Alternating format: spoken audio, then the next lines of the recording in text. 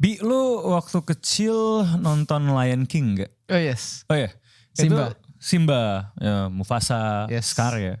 Itu termasuk top 10 film Disney lo gak? Lion King? Atau B aja? Ya masuk. Termasuk ya? Lu inget lagu-lagu di Lion King gak? Circle of Life. Endingnya gitu. Tapi lu pernah denger bagian awalnya gak? Umbere. Masih venya wawabichi gago. Gue ngasal liriknya. Henyama, wembanyama, hemba, wembanyama. Wembanyama, hemba, wembanyama. Apakah Victor Wembanyama akan menjadi raja baru NBA? Preview Southwest Division.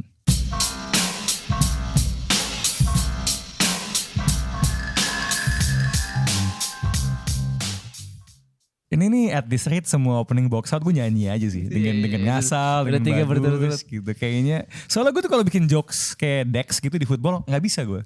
It's a Tapi kalau special lo suruh skill. gue ganti-ganti lirik lagu pakai kata-kata gitu. Biasanya itu lumayan cepet. That's usually one of the things I do when I'm sort of like fun drunk gitu. Anyway, let's talk about the Southwest Division. Yes sir. Ini divisi yang bukan sedikit sih, banyak berkebalikan dengan Pacific Division ya. Ya kalau kayak kalau Pacific Division tuh like boobs, like top heavy gitu kan. Kalau Southwest Division tuh ass, it's like Cocok. bottom heavy gitu. Ada Zion. Tapi kalau pemain yang San kita bahas, Antonio Women. itu si Charles Barkley dulu tuh, dia pernah ngatain ya cewek Yes. di San Antonio. Churros. So, let's talk about tim kesayangan, editor kesayangan kita, Yeah. Parama, San Antonio Spurs. Gila, dia tuh jadi, gue yakin Parama selama ini ya, itu nggak langganan NBA League Pass. Begitu ada Langsung. gue akan nonton 82 pertandingan, ini dia. So, let's Legit. talk about the San Antonio Spurs. Before that, lu tadi Apa? gara-gara ngomong itu gue ngebayangin Popovich. Iya. Tapi Rafik. Diangkat. Enggak, cuma gini, kalau misalnya bayinya itu 7'4", itu kebalik, yang diangkat tuh Pop. Yang diangkat tuh Pop. Ini kalau misalnya Lion King itu Giraffe King. Gue tuh bayangin itu, gue yakin Popovich tuh diam-diam tuh udah naruh surat resign gitu. Udah kayak, saya mau pensiun. Iya. Tiba-tiba, tunggu dulu nih. Dapat Wembanyama, saya batal. Mau habis lottery kan. Iya. Oke, San Antonio Spurs tahun Yeah. lalu itu the worst team, one of the worst teams in the NBA, 15th bottom of the West, 22 and 60. Key additions-nya the best prospect since LeBron James, Victor Wembanyama, prospect dong, ya dong. Yes. Right? Reggie Bullock via trade. Reggie Bullock ke Rockets. Oh, terus kenapa lu masukin di Salah brief kalau gue, gitu? sorry. Anyway. Apa gue salah? Kenapa ini Cameron Payne sama Sadie Osman ya dong? Campaign masuk. Terus di terus wave dia pindah ke Milwaukee. Pindah ke Oke. Milwaukee. Key subtraction saya nggak ada. Bullock juga di-trade ke sini. Abis itu di wave. Abis itu dibuang ke gitu ya. Rockets. Oke. So bakal gimana That's gonna be fun. tahun pertama di era Victor Wembanyama? Play in. Play in. Enggak lah. Really sebegitunya? Mungkin. Oh iya, oke, mungkin kan tidak pasti Mungkin, gitu. Faktor-faktor apa yang harus terjadi di tim ini selain Wembanyama just balling, ternyata tidak butuh adaptasi dengan NBA whatsoever, yang harus terjadi di Spurs biar ceiling play-in itu bisa dicapai? Terlalu gue mikir. Kalau lo lagi mikir, mungkin lo belum punya fondasi yang solid tuh. Bisa. Oke. LeBron James aja tuh gak masuk playoff loh di tahun pertama. Gak apa-apa. So Kan play in ini. Oh iya bener, belum ada. Fasilitas play-in tuh belum ada dulu ya. Bener juga nih. Tapi mungkin gini deh. Kalau yang harus terjadi adalah dua tim di West harus mengalami kemunduran dan cedera. Dan menurut gue itu ada di I think New Orleans. Oh, interesting. Yang nanti kita akan ngomongin paling riskan terhadap cedera. Gue malah merasa Zion Williamson adalah pemain yang paling bisa bikin Wembanyama cedera. Entah kenapa. Kebalikan. Ya kebalik. Kecet ya. Ditamprak. Gitu. Tapi basically yang harus terjadi itu satu, biar mereka bisa naik. Yang kedua, sebuah eksperimen dari Pop itu berhasil. Ya itu. Jeremy Sochan is the new point guard of San Antonio Spurs. my Oh, friend. so that he can communicate in French sama Wembanyama gitu ya. Apa ya? Dia kayak Polish French gitu kan gak salah? Gue gak tau dia Polish, gue gak tau dia French dari. Oh, ya lupa. But anyways, those weird languages. Tapi weird languages. French itu one of the most spoken languages in the world. Yeah, but it's so weird. It's weird. Okay. Oui. Love, it's love. Omelette la fromage. Dexter episode. But anyways, kayak kalau eksperimen itu berhasil, menurut gue menarik sih. Karena kalau lo punya Sochan, Keldon, Vassell, Wembanyama, Zach Collins, that's a solid defensive team. Offensive juga I think can be good. Tapi agak tipis nggak tim itu? Zach Collins menurut gue kuat sih. Oh kuat ya? Dan Sochan kan lu punya Zach Collins sama Sochan on the same lineup, itu pasti ada sekali 2 kali minimal berantem deh. Oh, tubir ya. Tubir dalam satu game. Kalau misalnya Wembanyama dikerjain itu tuh langsung enforcer seniornya ini langsung turun. It's a good move from Pop daripada nge-start Trey Jones yang he's a good player tapi lu butuh body, lu butuh Rod Artest. Right? Lu butuh yang kayak The Grant Williams, lu butuh enforcer yang kayak Leon Powe. Atau zaman lu Charles Oakley gitu ya.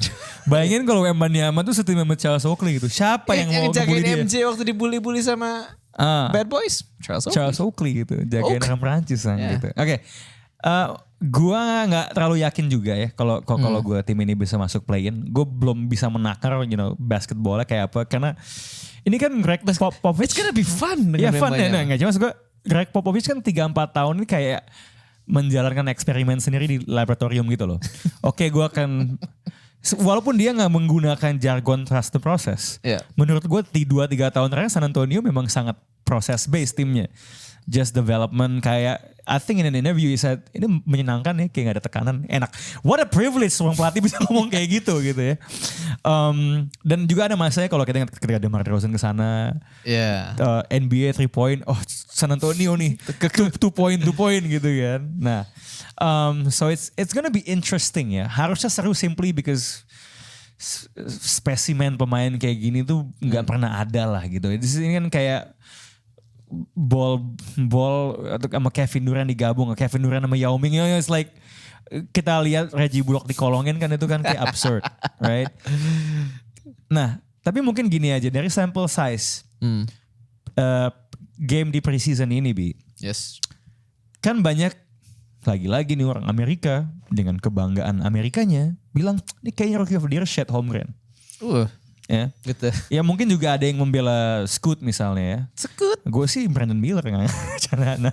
Nah, boy. Wembanyama, his rookie season, menurut lo will it go down in history sebagai one of the best rookie seasons ever, or is the adjustment tetap akan berasa tuh digebukin, diapain lah? Best rookie season ever itu tandingannya LeBron. Ya LeBron, ya LeBron deh kalau gitu deh. It was solid. LeBron tuh udah langsung jadi pemain terbaik. Menurut gue gak akan sewah itu sih. The highlights is gonna be epic. Kayak ada aja yang kayak dimana dia mungkin passingnya bagus, 3 point, fade away, gocek-gocek orang, atau get a good post move with the blocks juga. Tapi stats wise harusnya sih gak akan se-efficient itu dan gak akan sebagus itu. Paling blok aja yang kayak 3 blocks a game maybe.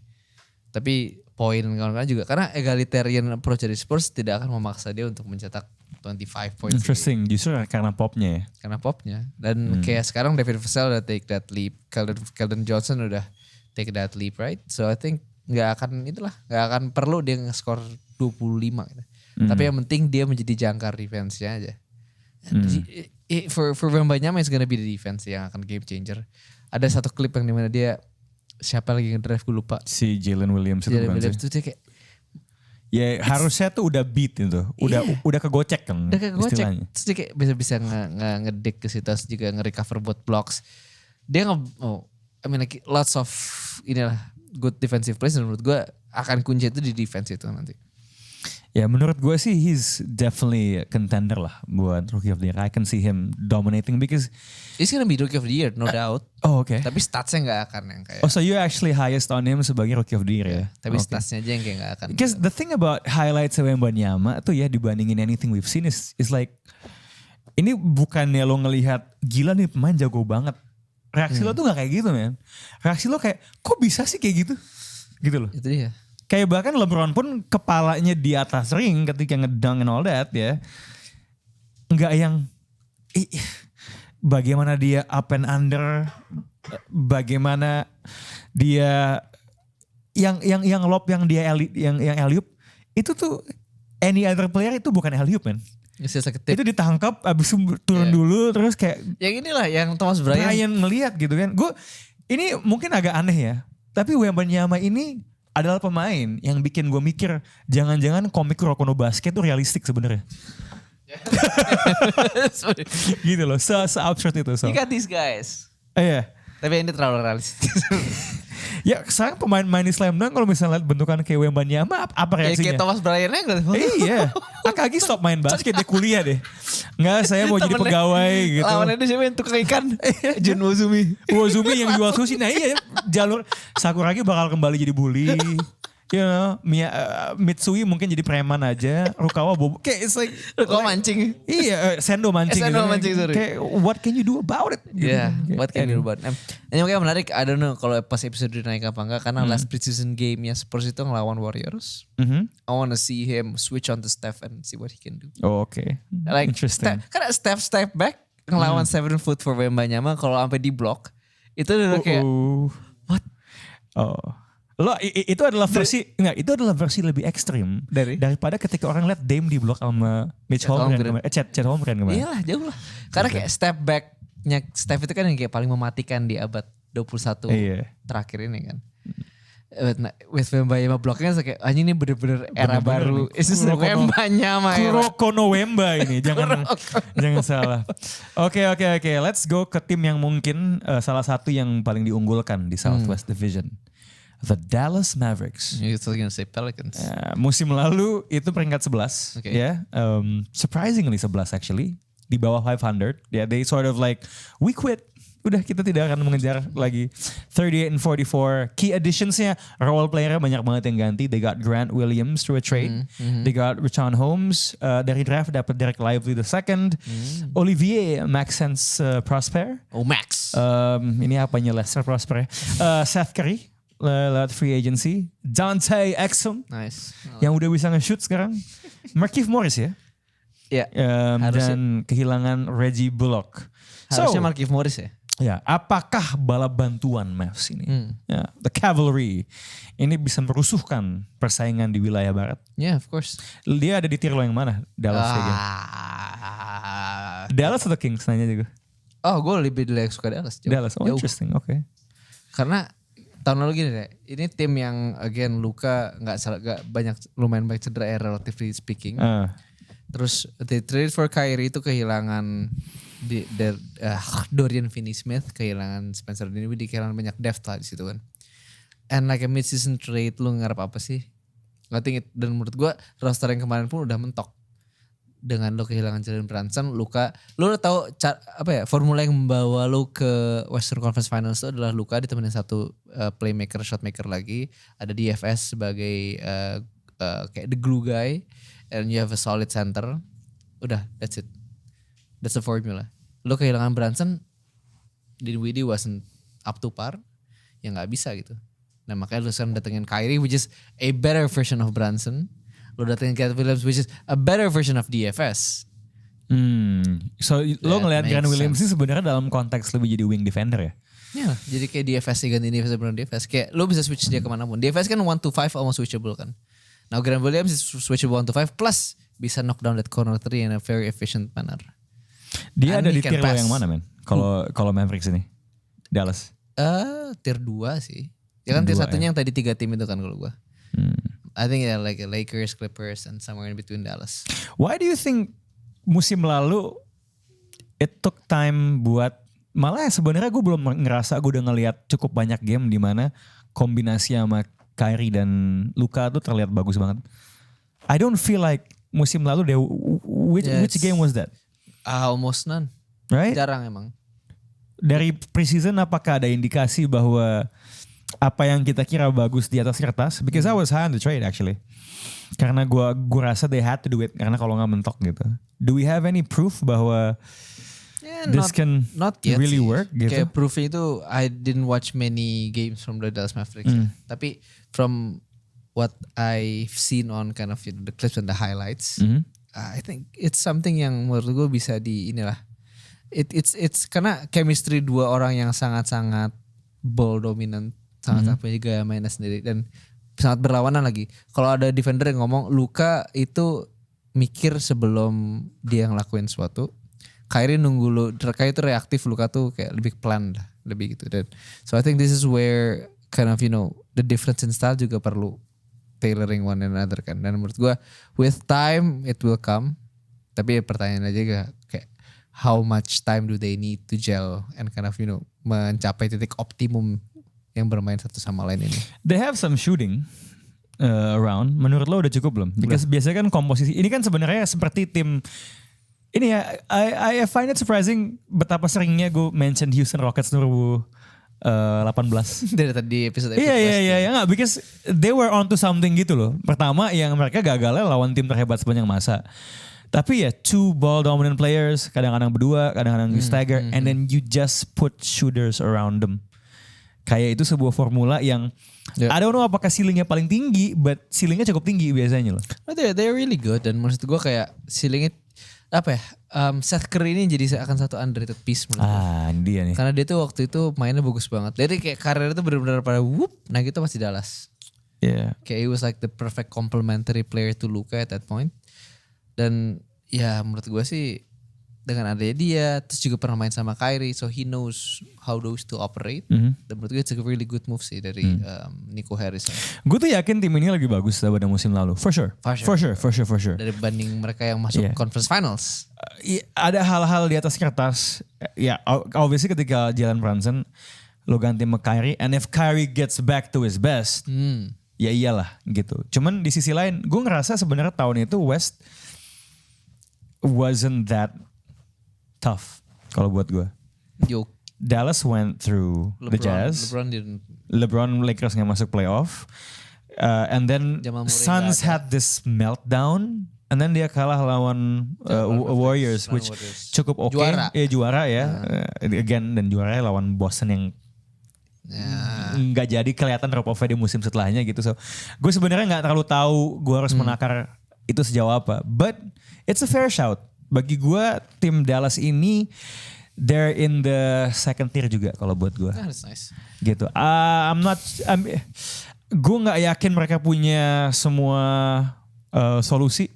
Ya, it remains to be seen big man rookie mereka mainnya kayak apa. Derek Lively ya. Yeah. Apakah dia akan hidup?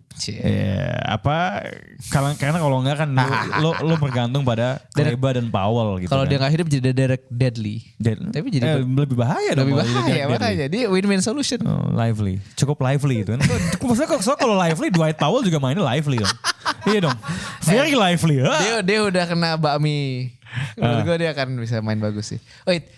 One key question though. Apa? Menurut lo Kyrie will last the season or not? With the geopolitical condition. This is very interesting ya. Karena ini menariknya menurut gue. Karena Kyrie gue tuh justru agak kaget. Dia tuh udah ngepost belum ya soal Palestina. Baru yang kayak ya nggak kayak sampai kayak bener kayak yang dia post relatif terhadap Kyrie itu biasa. Man. Here's the tricky thing ya. Gue nggak tahu Kyrie at this point in his life apa yang jadi prioritas utama dia, ya. Karena gini, ketika dia bikin statement kayak yang dia sempat ini kan soal Black Israelite ya, kalau nggak salah ya. The problem is statement yang model kayak gini ya, and gue tuh belakangan I just hate ngelihat posisi politik orang Amerika, especially yang mewakili institusi yang besar gitu loh. Clubs, liga. And as we all know, Adam Silver is a Jew. I'm not saying, gue gak tahu lah Adam Silver tuh Zionis atau enggak. Cuma pasti kan hubungan dia itu lebih deket to fellow Israels yang orang Israel yang mungkin are in lobbyist groups gitu. Kayak jangan remehkan grup-grup lobbying pengaruh Israel lobbyist di sirkulasi politik US. Itu yang bikin kok kayaknya dalam isu Israel ini ya dengan Palestina kok kayaknya Demokrat sama Republikan yang biasanya berkonflik bisa di satu posisi gitu loh. So I think what could be at stake adalah dia masih di NBA atau enggak sebenarnya kalau dia ngomong yang aneh-aneh ngomong gitu. Jujur makanya gue nggak tahu will it get to that point. Ya, dan apakah itu akan lebih rentan terjadi if Dallas is not going well actually, right? Itu dia. Apakah dia malah akan memilih untuk main aman kalau Dallas mainnya bagus karena gue lagi bagus nih, I have a chance to be something gitu. Gue nggak tahu gitu. Karena waktu But I wouldn't be surprised. Nah di Washington Nets pun lari tiba-tiba banget kan. Bener-bener kayak tiba-tiba banget. Tiba-tiba kayak gue gak mau datang ke game berikutnya gitu. Yang waktu itu kan dia ngilang tiba-tiba aja udah. Gitu ya, gue ada triggernya. timeline-nya. Triggernya adalah yang kayak something I think something about racial injustice happen. Terus dia tiba-tiba the next game gue inget banget karena with Ivan dan Pavlovich kayak yo what the fuck. Gitu. Tapi yang maksud gue that's the X factor adalah Kyrie's. Mungkin juga kenapa gue belum bisa yakin for sure adalah karena he hasn't been talking a lot about it lately. Ya, itu Gitu. dia. Kalau itu udah ada kayak sekali 2 kali kesebut atau kalau misalnya komen soal Palestina like 2 or 3 months ago gue akan bilang yeah I think he's gonna be out. Ya, bahaya. Gitu karena it's tapi nggak terlalu karena posisinya Cuban juga sih, tapi lebih soal ya NBA yang agak tai kucing gitu loh. Yeah. Kan NBA itu jadi agak tai kucing kalau udah menyangkut apa sih istilahnya isu-isu sosiopolitikal yang melibatkan pihak-pihak yang punya kepentingan sama dia sebenarnya. Black Lives Matter great, NBA mendukung itu, you're 90% black, but it's also because going against that tidak akan merugikan lo. Ultimately they're a business. Yeah, so it's about capitalism. Kenapa mereka tidak berani double down soal Cina dalam isu Hong Kong? It's because market mereka yang paling gede is in China. Gitu. Nah mungkin ini lebih bukan soal market size tapi soal hubungan-hubungan internalnya gitu. So anyway, it remains to be seen. Kenapa? Apa? That's exactly. So ini kan kalau lo lihat sosial media isu soal Palestina itu banyak karena dibahas sama Gen Z kan ya.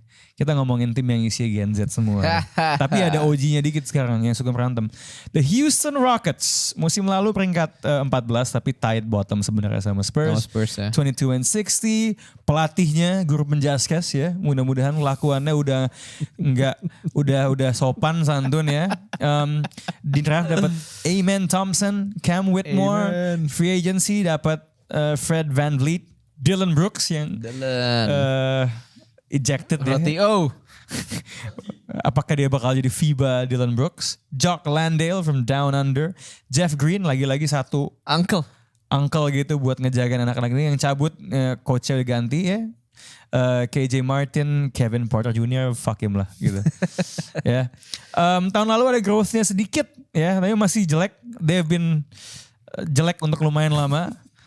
Apakah bener nggak nih veteran-veteran yang masuk tuh bisa kasih impact yang cukup positif sampai tim ini terangkat nggak? I think so. Kelihatan udah beberapa kali. Inilah, at least ketika mereka main it gives structure, disiplin, dan accountability juga. Dan menurut gue Ime Udoka itu jauh di atas Stephen Silas. Jauh banget. Kelihatan sih waktu si Brooks sama VanVleet nggak main lawan Spurs di preseason game. Jadi ada 2 game lawan Spurs. In a game where they won, satu lagi kalah. Yang kalah itu ketika 2 veteran ini nggak main. Itu udah mainnya udah kayak balik ke tahun lalu. Kayak bola nggak jalan, everyone's just taking bad shots. So yeah, I think these 2 guys give their impact, dan itu worth the money that they're paying them. Overpriced, yes, but it's worth it. Ya terlepas dari apa yang terjadi di Boston ya. Kalau dari apa yang gue baca, apa yang gue denger, I think Grant Williams deh di podcastnya J. Redick, dia bilang Nge-spill ya. Pelatih terbaik yang dia dapetin tuh Ime adalah Ime. He's been coached by Brad Stevens and he said Ime is the best. Ime. Nice. Enggak, jadi dia bilang gini, Brad Stevens itu X's and O's-nya, ATOs-nya jago banget. Joe Mazzulla juga lebih X's and O's sebenarnya gitu. Ime Udoka itu kombinasi itu dan players coach. Yeah. Jadi kayak titik tengahnya dapet gitu, dan ngelihat ya kita nggak tahu ya apakah Boston habis roster lebih bagus musim ini, harusnya sih lebih bagus daripada musim lalu gitu, dan maybe Joe Mazzulla akan megang peran di situ. But we saw the drop off ketika jadi Joe Mazzulla bukan Ime Udoka, and we saw lift up-nya. I mean they were better sama Ime Udoka dibanding ketika sama Brad Stevens semusim sebelumnya gitu. And that is a testament to how he coaches sebuah tim yang diidentikan dengan pemain muda. Now mungkin talentnya berbeda, but still, right? So menurut gue Ime Udoka when we talk about player development itu jago, harusnya dia bisa naikin level dari, I mean Jalen Green dan kawan-kawannya. infrastrukturnya udah ada sebenarnya untuk tim ini tuh bisa berkembang gitu. Dan kalau misalnya enggak, ya berarti ya harus ada yang di out atau apa. Berarti emang sebenarnya enggak bagus gitu. But I think tim ini punya potensi. Di gua they will be better. Tapi gue gak yakin. Play in better? I wouldn't go up until play in better. They will play better. Yeah. Gitu. Tapi gua gak yakin play in sih. Kalau gimana? Enggak juga sih, I think susah. Karena like tadi gue veterannya bagus, giving structure, giving leadership, disiplin dan kawan-kawan. Tapi menurut gue fokusnya itu bukan untuk menang sekarang. Menang sekarang menang tuh kayak prioritas nomor 2. Proses sih. Number 1 is the process itu kayak you can win by playing ugly and kind of taking bad This is shots. ini tuh is about the long game. It's about the long game. Kayak, Good habits gitu yang bisa dapetin good performance dan yang in time akan dapetin good results. Dan menurut gue bikin identitas tim juga. Ya. Kayak menurut gue yang penting itu kalau pemain muda adalah accountability kan. Kayak for sure the star itu gonna be Jabari Parker, Jalen Green, Alperen Sengun, Tari Eason di the next 5-6 years. Yeah. Nah, Sengun. Menurut lo bakal tambah bagus apa dia mainnya? I think like Sabonis in Indiana. With a better defense karena dia handsel bagus. Tapi kayak gitu kayak these 4 guys are gonna be stars. Dan yang lu mau adalah ketika mereka jadi star mereka punya accountability yang bagus. Dan menurut gue itu yang dibawa VanVleet sama Brooks. Ya Brooks mungkin ada sisi jeleknya juga tapi Fred VanVleet about accountability, he learned that from Kyle Lowry, he learned that from like the vets on the championship team. Kalau diturunin menurut gue it's gonna be a really good ini sih. Apa namanya? Stewardship atau penurunan nilai yang bagus lah. Jadi harusnya bisa terbang sedikit lebih tinggi ya. Tinggi lagi. Stop bentar dong. Gue harus ngecas. Satu ada yang ngorok. Kedua gue mesti ngecas laptop. Nah, gue colok dulu. Satu yang ada apa? Siapa tuh yang ngorok? Gak masuk juga soalnya. Oke. Ya Bener juga.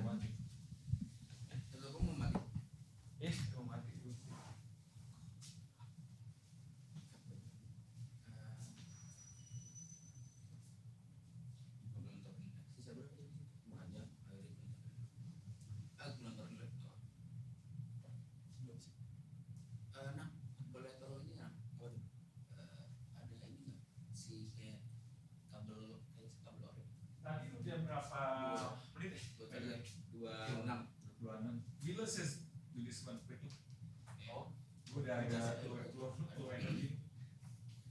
Maksudnya gak terlalu excited gue sebelum ngomongin salah satu.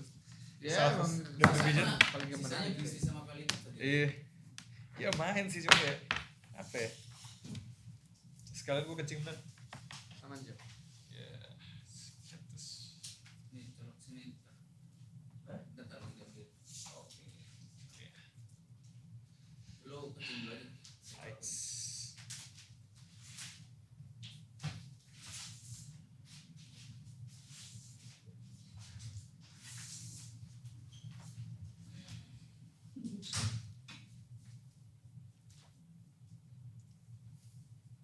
Katanya berapa? Gua nontonin apa? Iya di situ.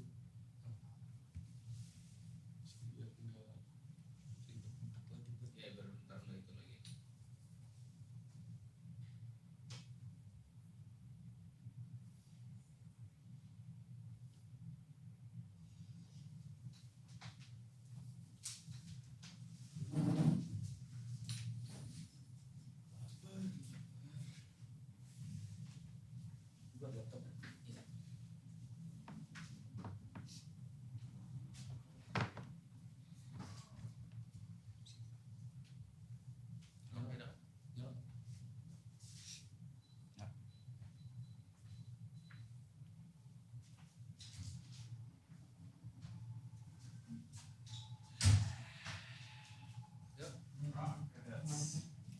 Spurs.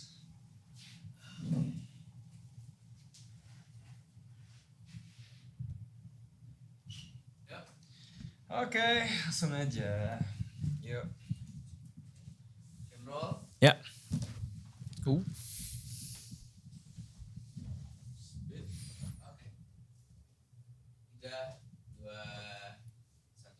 Nah, ngomong-ngomong soal terbang tinggi, let's talk about tim burung pelikan. The New Orleans Pelicans itu musim lalu peringkat 9 di barat. Barely over 500, 42 and 40, masuk ke play-in tapi I think kalah lawan OKC waktu itu ya. Ya. Key additionsnya dapat Jordan Hawkins dari draft. Dapat Cody Zeller via free agency. Cody Zeller tuh di Miami ya musim lalu. Iya, yang dibully sama Jokic. Yang dibully gitu kayak kita mau gimana solusinya masukin Cody Zeller gitu. Itu apa ya makanan Serbia yang kayak barbecue chicken apa ya? Ya pokoknya itulah.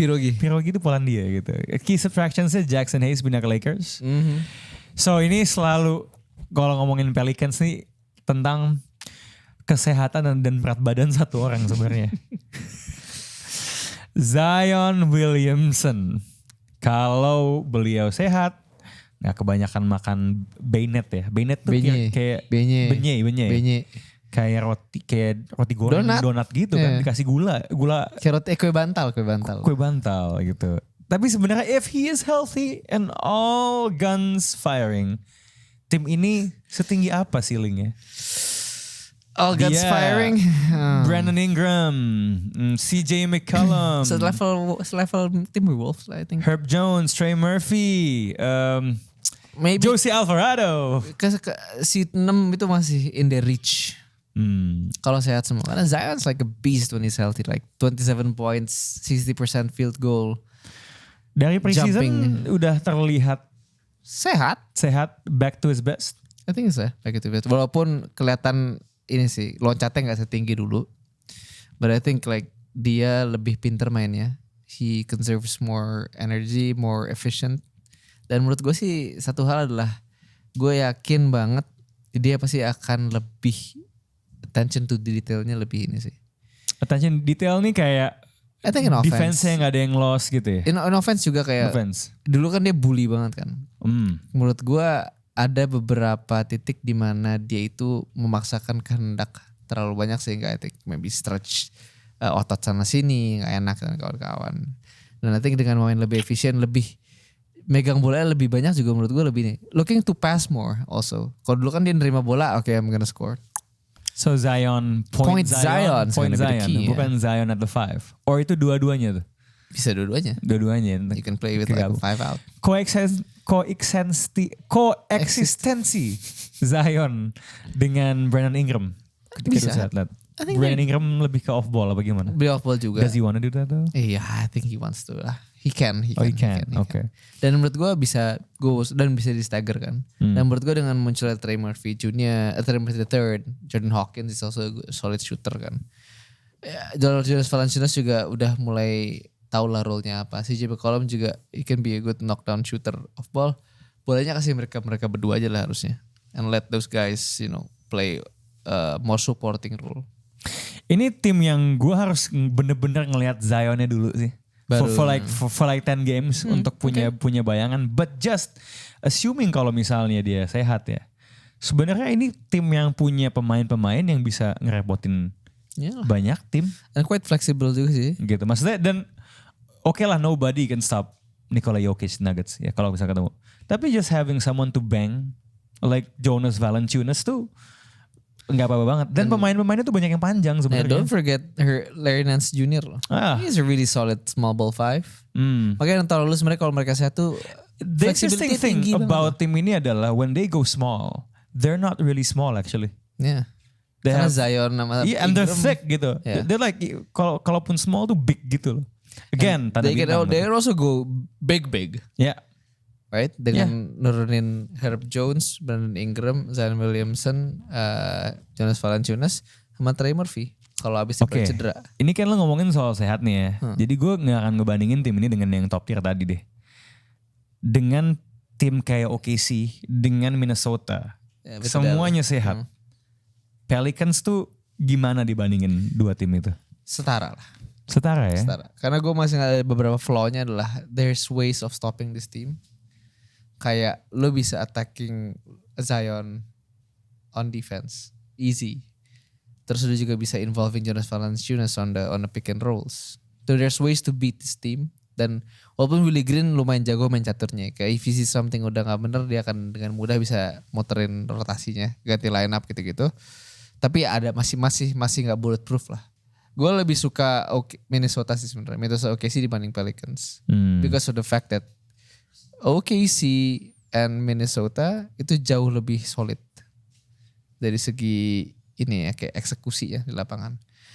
I think chemistry sama continuity mereka walaupun nih roster nggak banyak ganti, tapi because of the lots of injuries that they hurts the continuity from season to season, eksekusinya jadi nggak sebagus Iya, itu. timnya agak patah. Iya. Patah ini apa, bulu-bulu di sayapnya tuh copot selama ini. Harus kita lihat ketika disambungkan kembali. Sama enggak, this goes back to juga soal Zion itu sebenarnya rankingnya berapa? Kan keluaran NBA rank gitu. Like where is he? Because kalau kita ngomongin, gue mungkin sedikit, fun enough, gue mungkin akan sedikit lebih bilang OKC dibandingin walaupun Minnesota ngalahin OKC. I'm just that high on Shai gitu. High on Shai. Yeah. Iya bener sih. I mean like if you see the top 2, like Shai Chat lah. Dan ceilingnya Chat juga gitu loh. And Josh Giddey, and then it's like banyak. And kalau Jalen Williams breaks out gitu, gila tim ini. Si OKC gitu. Tapi makanya this comes down to Zion tuh pemain level apa nih dalam 10 game pertama. Well maybe 20 lah. 10 game tuh selalu ada kemungkinan. Dan di game ke-15 cedera. Dan tapi kalau lu ngedraft di fantasy 10 game pertama selalu trade. Tapi ya.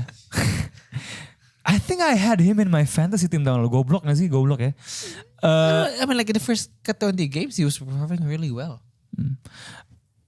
Apa namanya, si Pelicans ini tuh ada satu fase ketika Zion lagi sehat.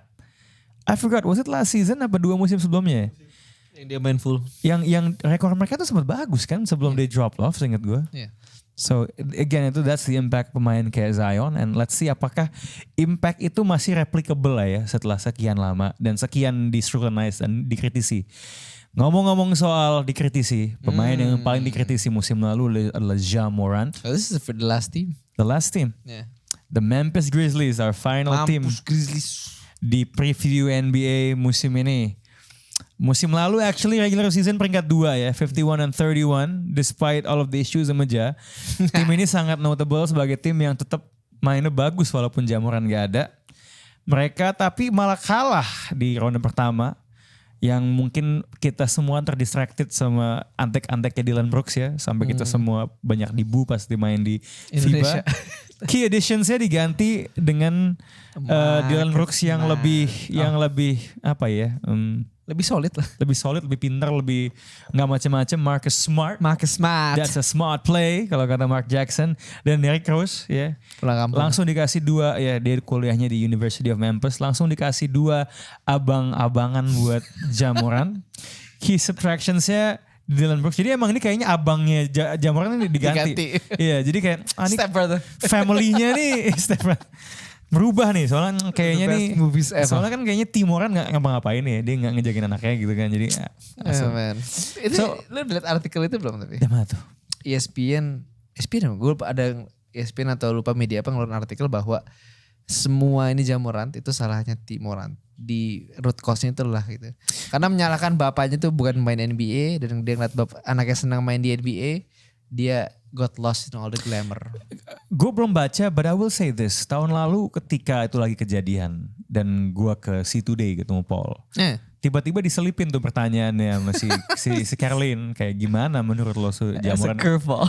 Iya. No, but I did say the same thing. My question is, where's Timoran? Kenapa? Karena sebelum itu kejadian, Timoran itu sangat sering muncul sebagai wajah figur bapak di NBA yang top. Karena itu and that is an issue apparently di African American communities, the lack of a father figure.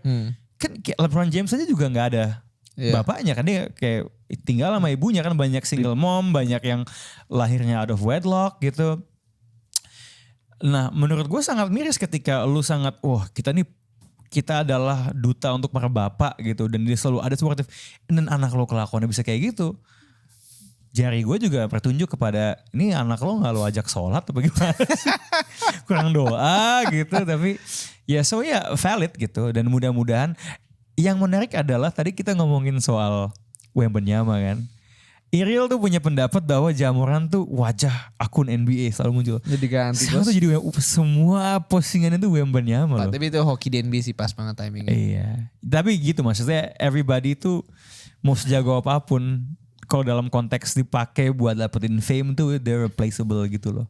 Hopefully Ja Morant justru dengan atensi orang tuh ke pemain lain tuh bisa bounce back because if we're talking Fokus. about talent. Dan menurut gue ini di mana Marcus Smart dan Derrick Rose comes into play. Apalagi Derrick Rose ya. Walaupun Derrick Rose sebagai orang yang juga sempet jatuh ya. Yeah. I mean like literally and figuratively. Iya, right.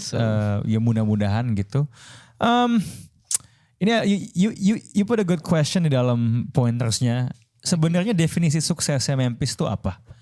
Mengingat mereka udah masuk playoff di mana skuadnya cukup muda dan cukup early lah dalam karir Ja Morant. Jawaban gue adalah getting into the conference.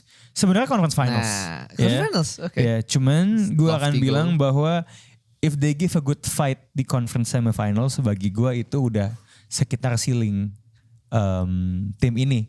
Simply because hate it or love it, yang kita anggap sebagai marquee star di sini adalah Ja Morant. Jamor. Dan gue rasa juga dibandingin pemain-pemain top wilayah barat, lo tidak akan taruh Ja Morant sebagai yang paling atas. Right? Would you put him over Luka Doncic? Kalau Kyrie Irving mainnya selalu kayak zaman dulu, mungkin lo mikir. I'm still gonna put Kyrie over Yeah, him. you're not gonna put him. I don't think you're gonna put him above Devin Booker sekarang. Of course. Right now. Lo gak akan taruh dia di atas Anthony Davis sehat? Anthony Davis. Sehat. Sehat. Of course not. Nah, Anthony Edwards. dibanding Ja Morant, gue masih akan naruh Ja Morant. Kalau gue. I'm taking Ant. And Yeah. kenapa tuh? Just because like ceilingnya anti defense jauh lebih tinggi. Oh, karena he's more of a two-way player. Ya. Oke. Dan I think Ant juga lebih apa ya?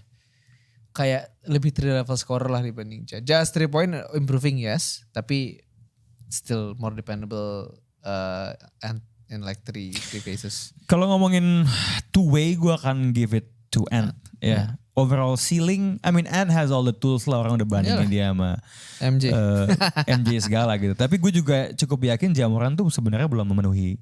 Really? Yeah. Apa yang bisa Ja Morant improve His lagi? potential. I think, well obviously his defense bisa Yeah. improve.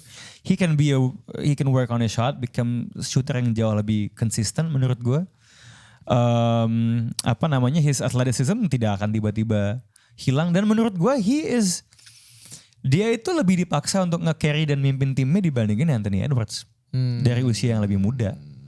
Oke. Right? Fair. I mean, it's still sekarang sih udah mulai kelihatan Minnesota timnya Edwards, but there's always that question even until last season lah. Is it Cats team atau apa? Cuma kan kayaknya belakangan Cat yang defer Yeah, gitu. yeah, yeah. Dan gue sih sebenarnya ngerasanya ya, lu ngomong, I think actually Anthony Edwards has more help dibandingin Ja Morant. Kalau lo bilang-bilang bahwa salah satu deepest team di NBA adalah Minnesota Timberwolves dan lo konsisten dengan argumentasi itu, dan lo bisa bilang bahwa helpnya Anthony Edwards ada di lingkungan yang lebih baik untuk membantu dia bertumbuh, dikasih waktu gitu. Ya Ja Morant lihat aja lingkungannya tidak baik, maka dia seperti itu.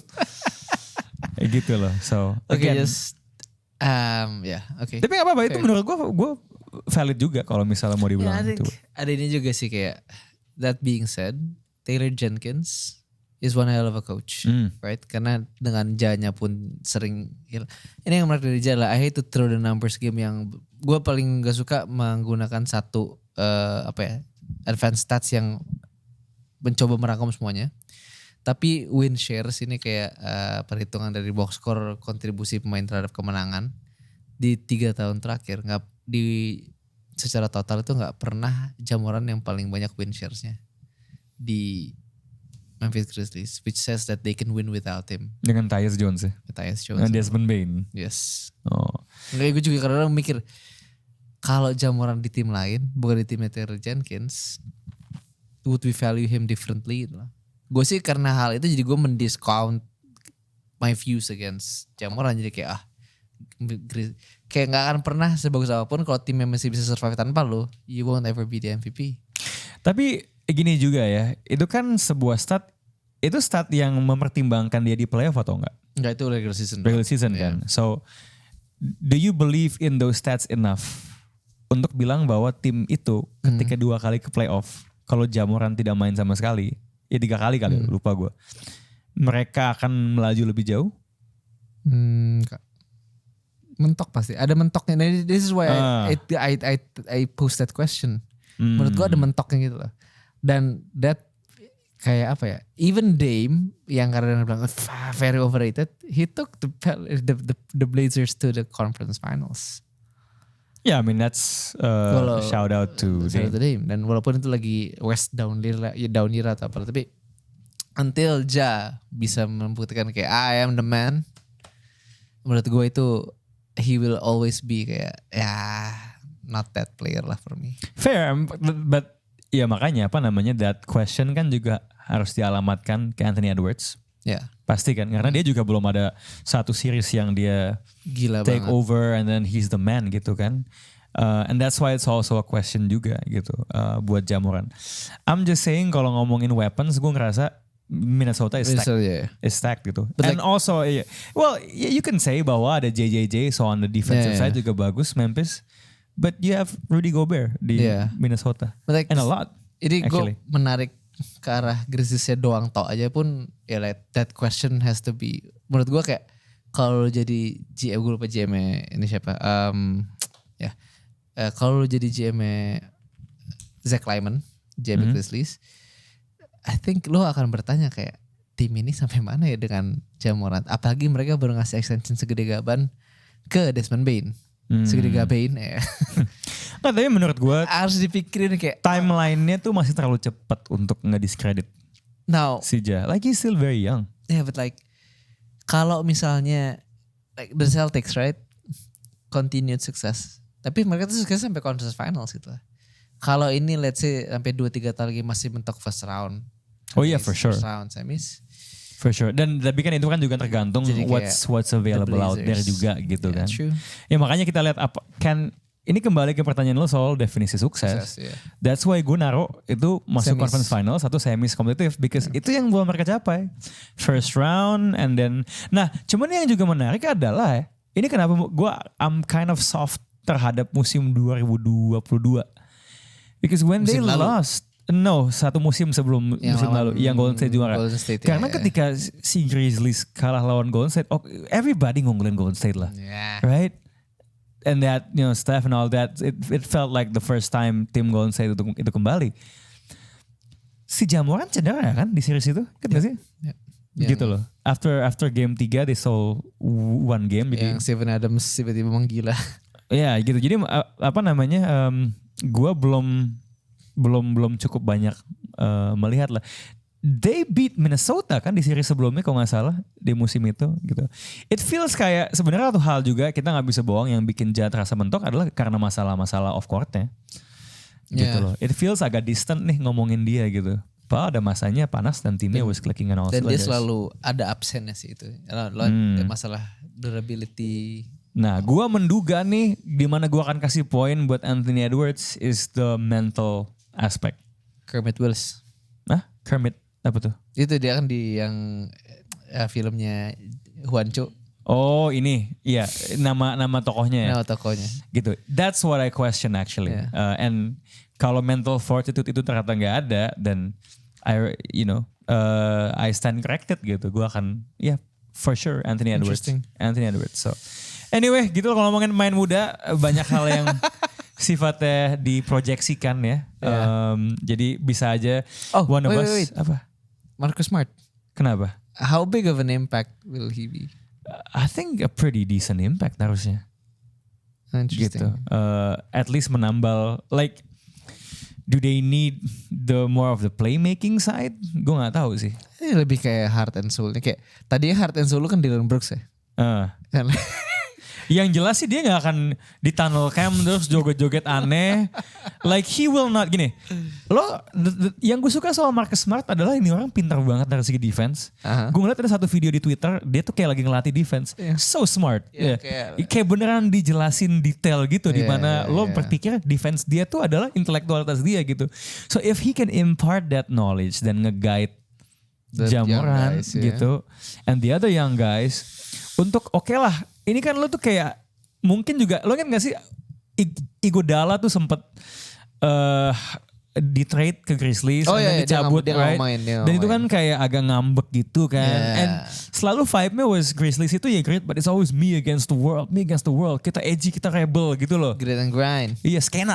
Grizzlies itu tuh tim skena sebenarnya. Oh, kita tuh dimusuhin segalanya gitu. Nah, mungkin ini tugasnya Marcus Smart tuh adalah lu jangan belaga edge lord lah lo semua. Gitu loh. If he can curb and give that maturity, then tim ini tuh bisa ceilingnya tuh langsung naik gitu. It's really the mental side of this team. Because gini deh, mungkin lo bisa ngomong soal win shares atau apa. Lu tanya Draymond Green deh, dia bilang ini pemain yang mulai harus gue awasin kalau gue lawan dia tuh Jamoran. Yeah, because he can feel there's a chess game happening gitu.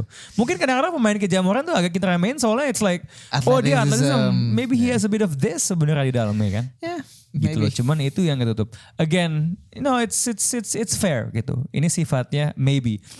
That being said, tim-tim yang model kayak gini, Pelicans, Grizzlies, kenapa ujung-ujungnya kenapa gua dan mungkin lo nggak high? It's just because the West is so top heavy and stacked gitu. Jadi nggak tahu kalau misalnya di Indonesia ada Memphis Grizzlies Indonesia, ya harusnya ada dong dibandingin Pacers Indonesia. Berikan penolakan lo dan pembelaan lo terhadap Jamoran dan kawan-kawan. Itu aja buat semua season preview. Damn. Semua tim dari yang bagus sampai jelek. It's a little bit exhausting. So anyway, sound off di kolom komen apakah lo setuju atau enggak. Jangan lupa kasih like, subscribe, Box to Box ID. This is Box Out and our season preview is out.